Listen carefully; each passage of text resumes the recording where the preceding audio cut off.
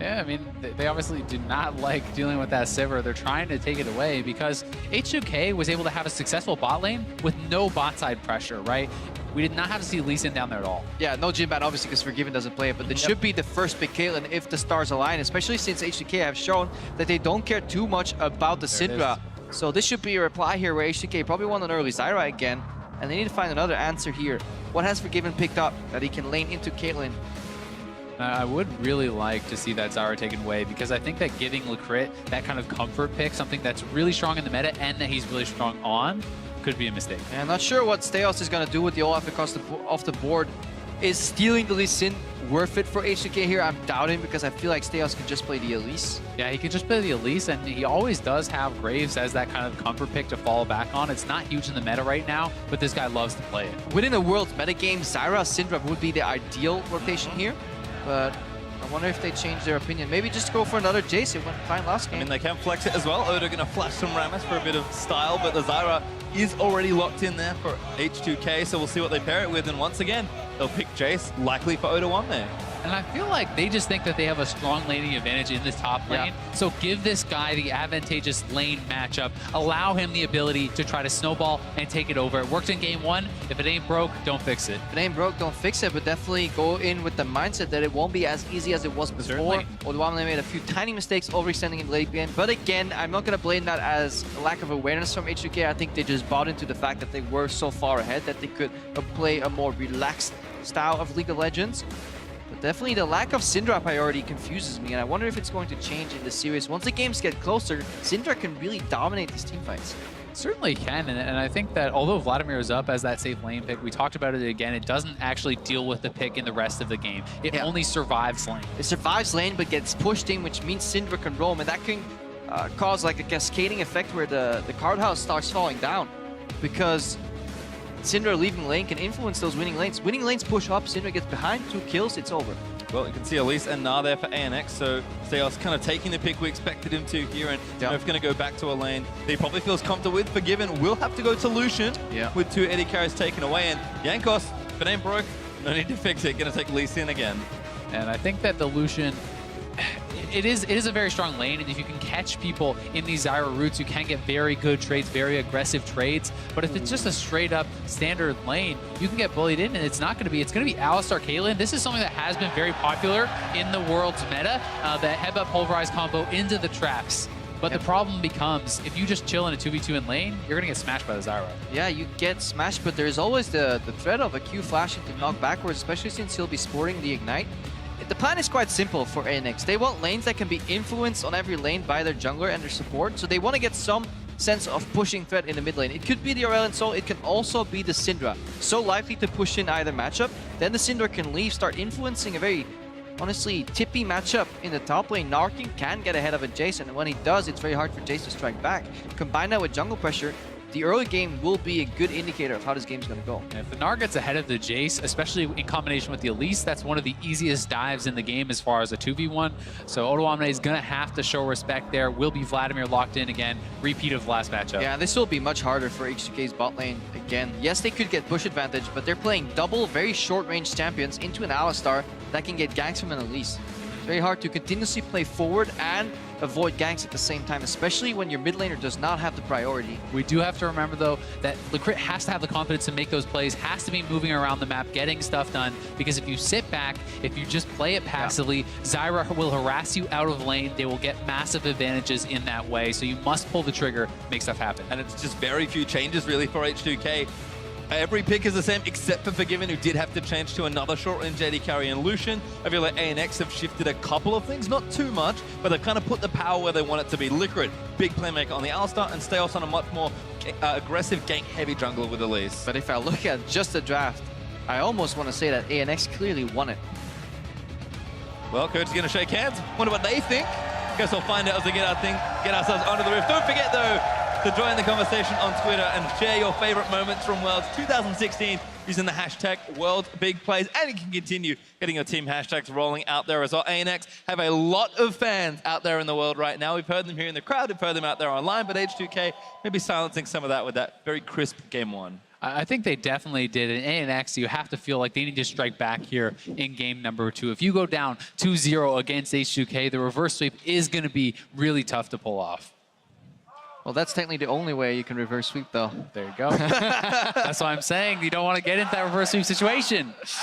That's true. Got tied up, Krepo. Keep up, keep up. Gotta go back to European style, you know, get those ties out. Yeah.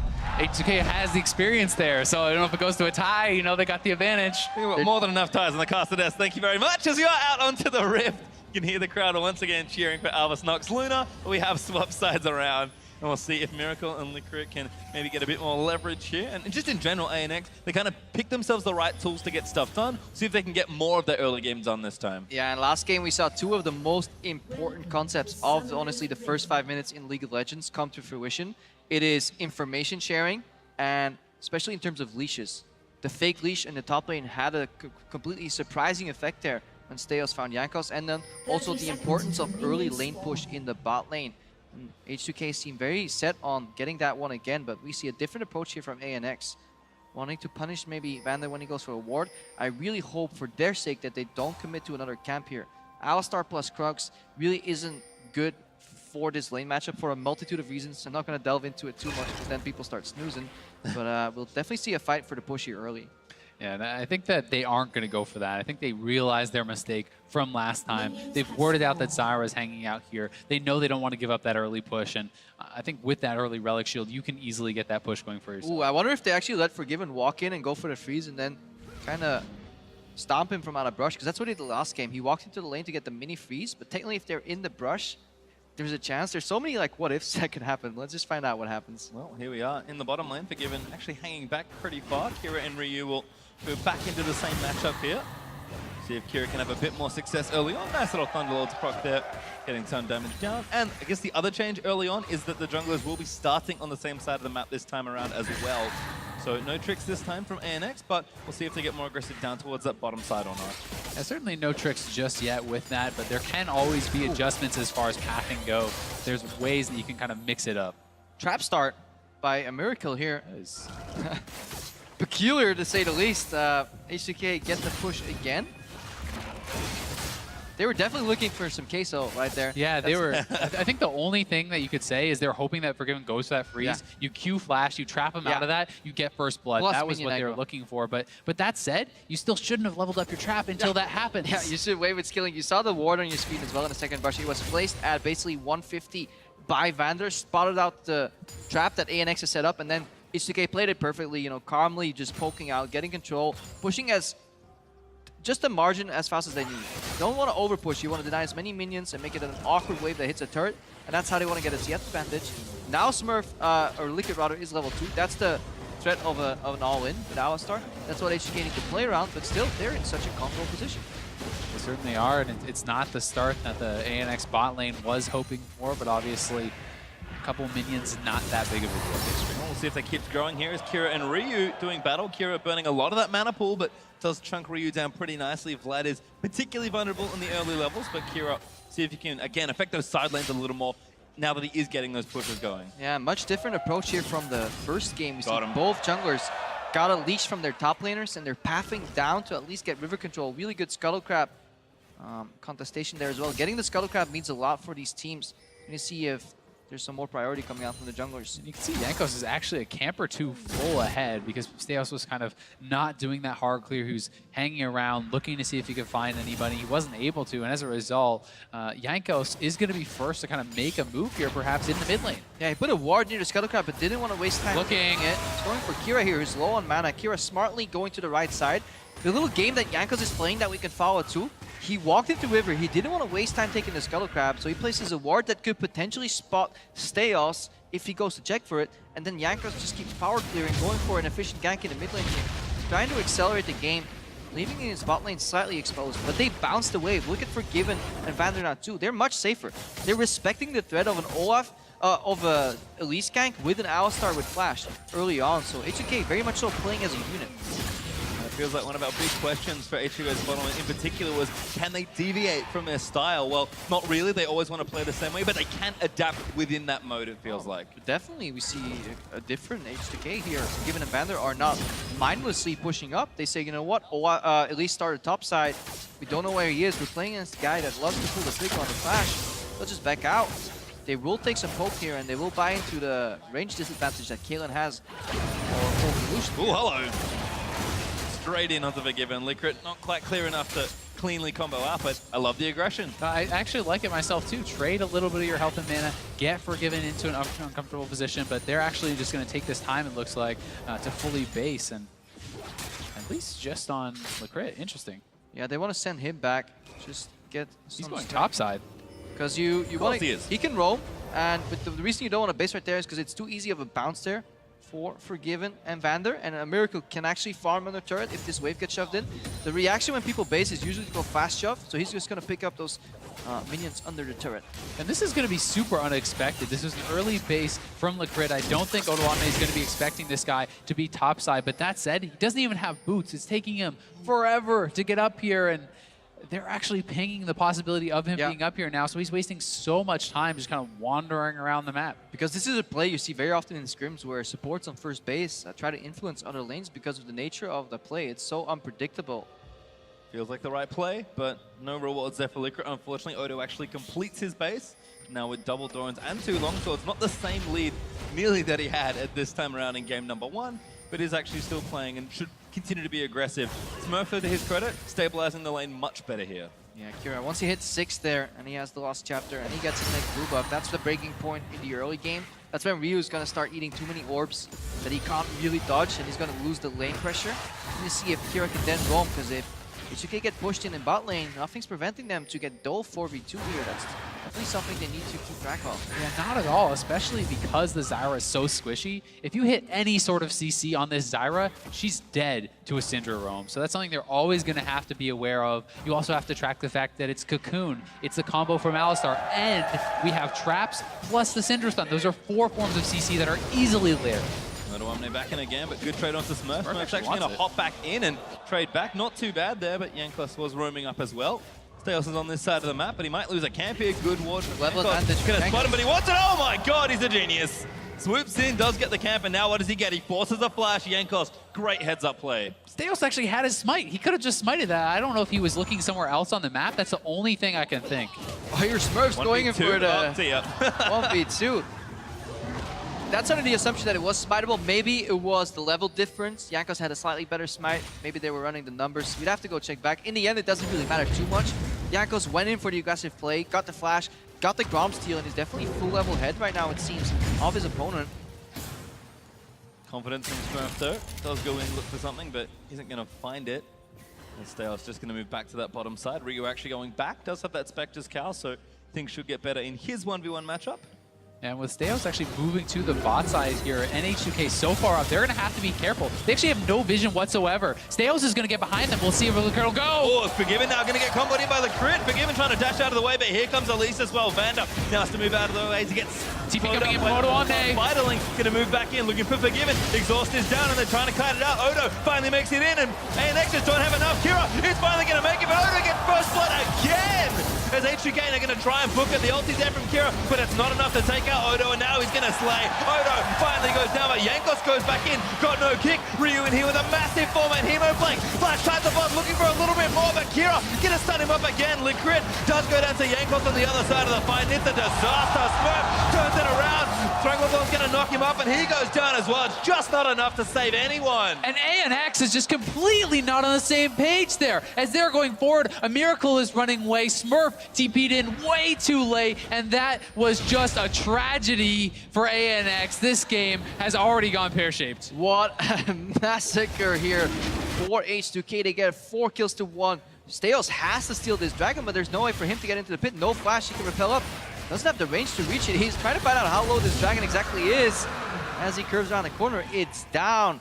They bought into that play so much. It was the right idea. Gank the bot lane, but Forgiven respected the play enough He held enough range here, not getting into Q flash range ever, which meant Likkrit had to expend this flash, which means no dash backwards. But watch aMiracle here. He just turns around. He's not even getting involved. The TP comes in. He's like, all right, we're out. The rest of his team is all in. Where's the TP coming in from Smurf? That is like a full 5 seconds late after Odoamne. They're just not on the same page at all. And if Smurf TP'd in first, I think they win this fight. Definitely, if the Gage is a coordinated effort here with the TP.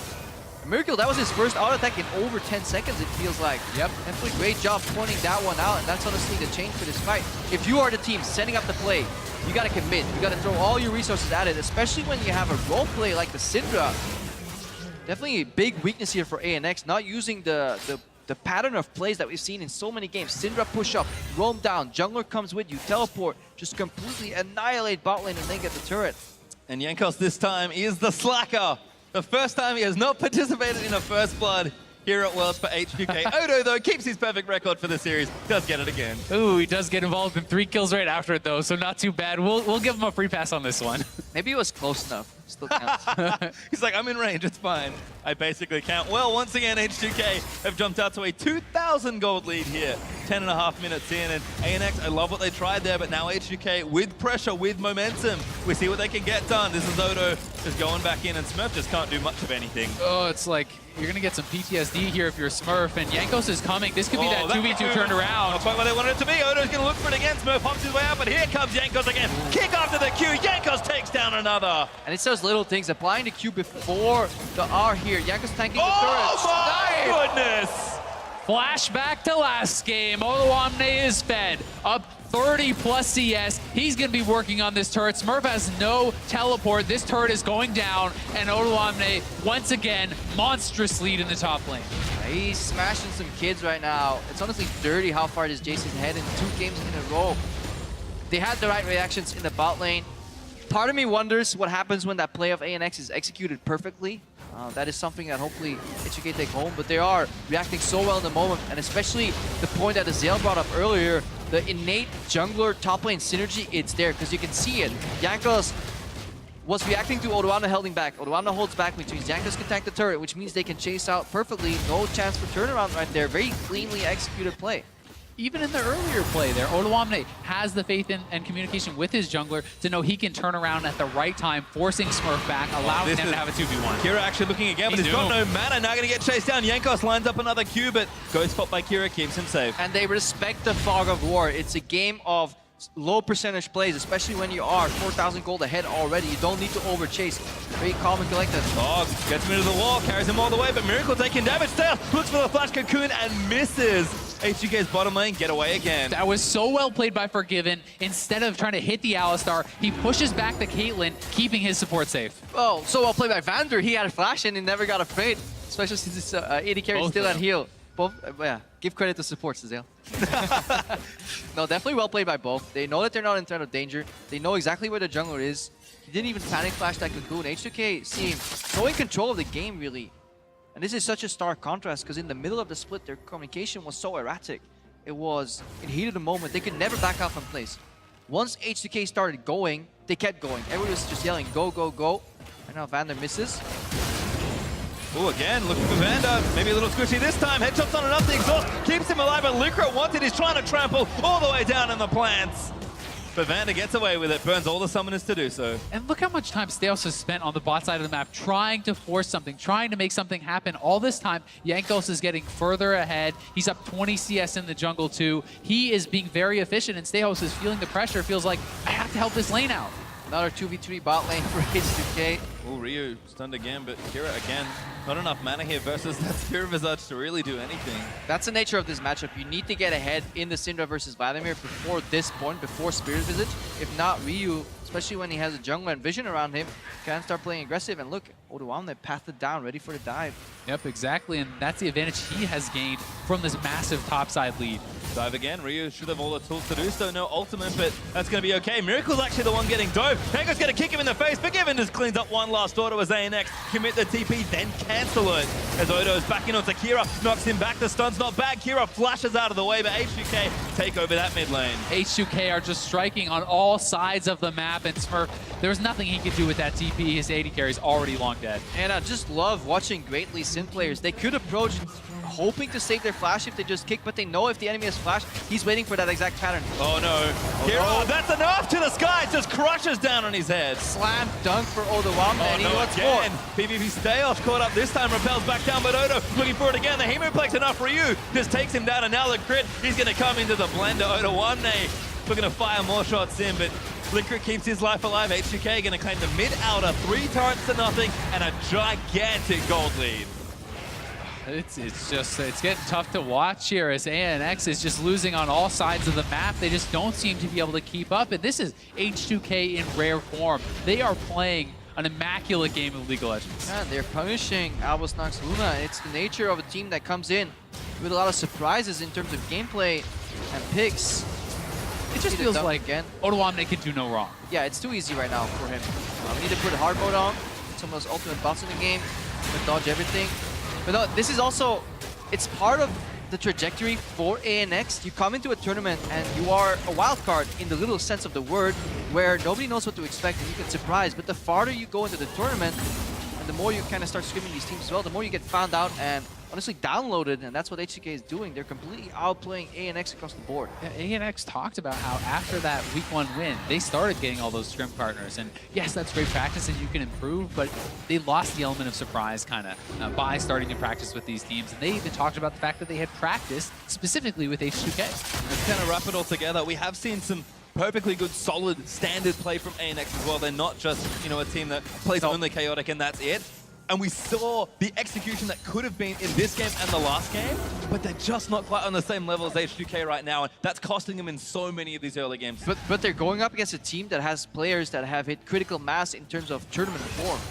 Odoamne is playing amongst the best top laners in the tournament. He's being praised by his peers as well. We have Forgiven, who is a great AD carry, who finally has shown more flexibility in style as well. He's not with Vander just mindlessly pushing up here. He's actually baiting ganks, forcing Stejos to stay around for so long. As a unit, H2K is using all that information and punishing Albus Nox Luna. So it's finally all tying together, and that's what was missing for so long for H2K. It really is, and it has to be a bit frustrating for ANX because both last game with the 2v2 top lane and this game with the party in the bot lane, if they had executed a little bit better, they could be the ones with the massive lead. They could be the ones snowballing the game, but instead, it's H2K astronomically ahead once again. And credit to H2K, they're not only good at getting early leads, but they snowball almost harder than any other team in the tournament. They are on an absolute tear. Don't forget, they're 5-0 right now as far as overall wins go. This could be their 6th straight Worlds win in a row. Yeah, their gold progression in the games is honestly fantastic to watch. Give them a little bit, they take so much more. When the Dragon goes down here, there was some questions in their closing ability last game, but shouldn't look into it too much. They have another chance to prove that they can cleanly close with a large gold advantage. But still, even if they do it sloppily, they're setting themselves up to be 2-0 in a quarterfinal. Honestly, something not expected for H2K coming into the tournament. Well, you can see right now, Smurf is trying something cute here, but Forgiven once again playing with a lot of respect and restraint. We'll just let Miracle farm up here. And it's like Krepo talked about earlier, respect Fog of War. Yeah. Until you see that Gnar somewhere else, give him the respect that he's in that bush. Especially when the map is so tiny. You could run out of options, you know, where could he be? He could be standing behind his tier 1 turret, that's about it. If he's not there, well, then he has to be somewhere in the bot lane trying to cheese you. And H2K completely choke out vision. Again, they want a 1-1-3 or 1-3-1. Just put the Forgiven near the most vulnerable turret here, Ryu. Put him in the long side lane, he can duel. Especially since his Gnar is itemizing armor too. Against the Vladimir, he's just gonna get put into the dumpster. Well, all these little things. Been a lot of what the lanes have looked like, unfortunately.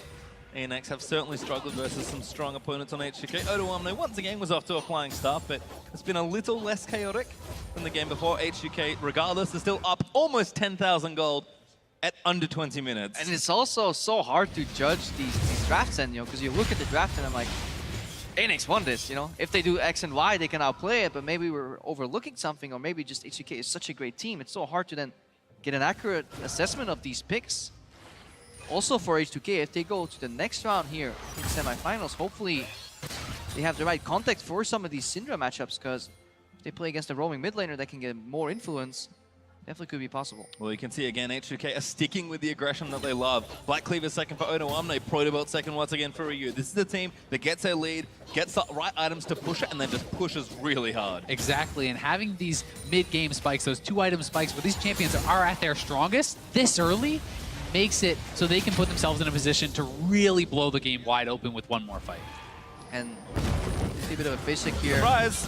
Ooh, The Jankos should be fine. Has kick still available. Oh, good flash. Gnar gets a couple walls there as well. Kira, JCC, and there's a pick for ANX. Doesn't decide to pull the flash trigger. A lot of cooldowns used though. And that's what they were doing. H2K was building out their Baron vision. They had Odoamne in the bot lane, pushing up uncontested. They wanted to prep for a 20-minute Nashor. Ooh, that's awkward. A little bit unlucky there for Likkrit, but Did he take it preempt that off. with a W, or was that just a straight Q flash? It was I think he looked to headbutt and didn't hit the headbutt button on the target he wanted. Yeah, no, he definitely flashed. I think it was a flash Q looking for the headbutt after, but not quite connected there for Likkrit. We'll have a little check on that. Yep, But still. Odo is still just split pushing these side lanes. Exactly, and ANX, once again, they know they need to make a play. They go for it. They layer the CC very well. The Elise followed up by that Gnar and the Syndra. They get a kill, and they start to fight back. They need to continuously look for these kind of picks and just claw their way slowly back into the game. And honestly, it was just a straight-up whiff here for Likkrit. And with Alistar, you can't afford to do that, especially now that the cooldown reduction boots kind of have been removed, or the summoner cooldown, the distortion, is no longer in the game. It was such a strong, powerful tool because Alistar could always go for these plays every 3 minutes. Right now, you're reduced to doing it every 4.5. So much vision right now for H2K as well. Look at how far back the trap line is for Caitlyn. That's generally an indicator of how far behind the team is on the vision game. And he talked about it already. I just feel like ANX do need to make some plays, and those are the picks they want. Unfortunately, like we could see, it cost them so many cooldowns just to get one kill. Zyra ulti's really blocking a lot of the party that they could be having as well. And H2K, a very speedy Baron start. Yeah, they're going for the two-man barrier here, showing their support and AD carry in the mid lane. They finish off mid wave, then rotate in here. They're kind of lucky Alistar was too afraid to peek around, but it is a smart strategy. ANX is going to expect the Baron to be started right now, but it's already on 4,000 HP. Yeah, this is just going to be gone. It's going to be too little too late, and they're committing to it. The culling blown there from Forgiven is really smart. They're the ones pulling the sneaky Baron against ANX. They've been spotted, but Ryu's just going to have to book it out. He pulls out of the way. He does have his flash, but won't have to expend it there. Don't forget Odoamne was still bottom lane without his teleport, so that was very well played And by now he has H2K. the Baron buff, which Smurf can't contend with. You know, he's not able to clear out that wave. They get the turret. Part of me feels it's still so risky to go for that play, Oh, though. it's very risky. No teleport on your top laner. Likkrit could have just walked in, warded, flash comboed, maybe turn it around. Roll. So bold, but right now, if it pays off big. Yeah, Likkrit's like, yeah, get me out of here. Oh, the kick's not enough, but Odoamne might just go in anyway. Likkrit almost about to get himself destroyed by a very fed Jayce. But H2K instead, they'll group together in mid lane and try and shove down some more turrets with their very fresh Baron buff. Nice Amber for Jayce here. They're relatively short range, but they're susceptible to the QE here. But if they get hit and everybody forgets about Ryu, he's just going to 1v9 the team fights. And Ryu was just zoning them off the side, even expending the ultimate to push them back, threaten that dive, and allows them to pick up more gold, get further and further ahead. And he's going in. Ryu's in, looks for the Protobelt. Last few missiles do get him, and he's pulled his way out with style. Likkrit, good three-man pole. They need to follow up those Stranglestones again. Gonna keep them out of the way. Likkrit almost goes down, but has not enough damage. And Vander playing a great defensive Zyra as well. Two-man snare. They're in the backline. Don't have enough range on the side of ANX to get to Ryu. That means Odoamne is uncontested in the bot lane. This is part of the issue. Jayce just doing so much work with his structures early on, particularly empowered by Baron. H2K can look for a bit of a greedy one here. Vander finds two with the Stranglestones, but Steyos just goes down. Odoamne now on a killing spree. Gnar finds two. Well, doesn't connect to Likkrit. He goes in again. It's a great pull, but it's just not enough. Forgiven takes out Smurf. There's the ace for H2K. They collect the body inhib, and they're not done. Yeah, Albus Nox Luna playing whack-a-mole on hard mode. You solve one problem, but two more pop up. H2K is everywhere and just slaughtering them. Oh, goodbye, Kira. There's the ace again for H2K. The Nexus turrets are going to go down, and H2K will go 2-0 in the quarterfinals. 23 minutes into the game, they close it out. We asked, can they close out the games with a lead? And I think that is a resounding yes, as H2K looks even better in game number 2. What a complete smash here. And we said, you know what? That Baron control, maybe looking a little iffy for H2K in game 1. You know how they solved it? They're like, 22-minute Baron, let's do it. They pulled an ANX on ANX. That's how these guys won their games twice. They snuck the Baron to turn around games and take it over. They flip it right back on them. The Albus Nox signature play turned around against them. 2-man Baron start. Every Baron play has a counter. There's always risk involved, but H2K very decisive in their approach. More importantly, they just got another big gold lead early. And again, protagonist in that one, Odoamne. I mean, Odoamne is just having insane stats across the board. He's breaking his own records. And H2K actually broke another record here for this tournament. That is the fastest game at Worlds now at 23:38, I believe. And with the speed that they're playing, it's just amazing to watch. And they probably have the largest gold lead at 23 minutes in the league too. That was like 18,000. They were already almost approaching the point of the game where you have a larger gold lead than there are minutes in the game, which means you're smashing. Yeah, you're really smashing. These guys are just playing too well. We talked about all the ways that ANX can win and what they kind of have to do, and it just feels like H2K has compensated for everything that ANX can do. They're outplaying them individually. They're outplaying them macro-wise. They're giving respect to the potential of ANX pulling off cheese and being roaming, etc., etc. And when we say that, we can start listing them and see what they counter. They stayed out of range of the Alistar Flash Pulverize. Forgiven dodged it twice. They didn't get ganked by Stejos early, knowing where he was in the early game. Ryu stayed even in the matchup. They didn't let Syndra roam. They were first on the teleport. All these things were greatly executed by H2K, and that led to them winning the game so easily. And it's interesting to see, strong drafts there in general, but we are going to get a bit more as we go back to the analyst desk to go over the action from game